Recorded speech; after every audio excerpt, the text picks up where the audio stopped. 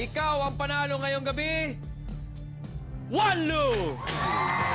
Wanlu! Wanlu! Wanlu!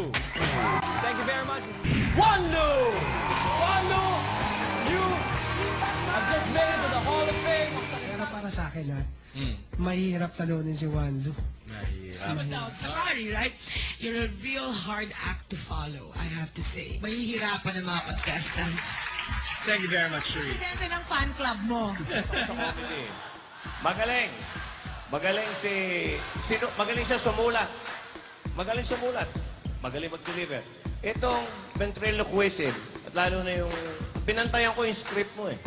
So, magaling kang sumulat, magaling kang kumanta, magaling yung ventriloquism na galing mo. Timing, importante dyan. Marami yan eh. Kaya sinabi ko mas mahirap. Oh, I'm so proud na meron pala tayong ventriloquist na ganitong level. Pwede kang Hindi lumaban. talaga bumubuka at all ang bibig. Grabe ang husay. And I love all your friends. Yung mga, grabe ang husay. Hindi ako magtataka na ikaw maging second na Hall of Famer dito sa Talentado. Ventriloquism is a dying art, no?